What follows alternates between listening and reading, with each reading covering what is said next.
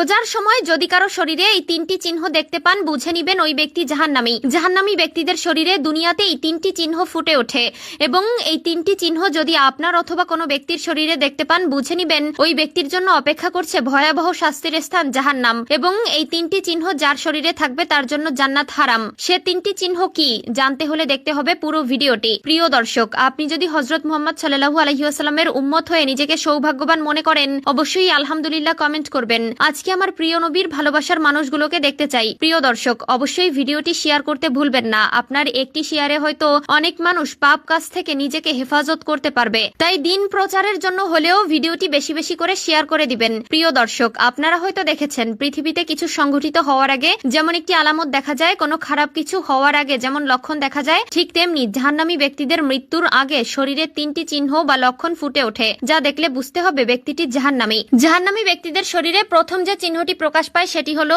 ওই ব্যক্তি যাকে মানুষ ঘৃণা করে। প্রিয় দর্শক, আল্লাহ যাকে ঘৃণা করে বা অপছন্দ করে তাকে আসমানের ফেরেশতারাও ঘৃণা করে এবং বদদোয়া দিতে থাকে, যার ফলে দিন দিন সে সকলের কাছে অপছন্দনীয় হয়ে পড়ে। হাদিস শরীফে এসেছে আল্লাহ তাআলা যখন কোনো মানুষকে ঘৃণা করে তখন তিনি জিবরাইল আলাইহিস সালামকে বলেন, আমি অমুক বান্দাকে পছন্দ করি না, আমি তার উপরে অসন্তুষ্ট। তখন জিবরাইল আলাইহিস সালাম বলেন, হে আল্লাহ, আমি ওই ব্যক্তির উপর অসন্তুষ্ট। তখন তিনি সপ্তম আসমানে ঘোষণা করে দেন এবং পর্যায়ক্রমে সপ্তম আকাশ থেকে ষষ্ঠ আকাশ এরকম করতে করতে দুনিয়াতে থাকা ফেরেশতারাও তার উপর অসন্তুষ্ট থাকে, যার ফলে তার জীবনে কোনো প্রকার কোনো উন্নতি আসে না। এজন্য মানুষ তাকে অপছন্দ করে। যদি কাউকে দেখলে ঘৃণা লাগে, পছন্দ না হয়, দেখতে ভালো না লাগে, বুঝতে হবে ওই ব্যক্তিটি জাহান্নামী। 2 নম্বরে রিজিকের বারাকা উঠে যাওয়া, সফলতা না পাওয়া, যেদিকে যায় কেন জানি ব্যর্থতা তার পিছু ছাড়ে না, টাকা পয়সা কোনো প্রকার কোনো বরকত আসে না এবং দিন দিন সে অধপতনের দিকে চলে যায়। একসময় তার অনেক আধিপত্য বিস্তার ছিল কিন্তু এখন আর তা নেই। এরকম হলে বুঝতে হবে ওই ব্যক্তির উপর আল্লাহ তাআলা সন্তুষ্ট নয় এবং ওই ব্যক্তি জাহান্নামী। 3 নম্বর হলো তার চেহারা কালো হয়ে যাওয়া। আল্লাহ তাআলা প্রত্যেকটি মানুষকে সর্বশ্রেষ্ঠ মাখলুকাত হিসেবে তৈরি করেছেন,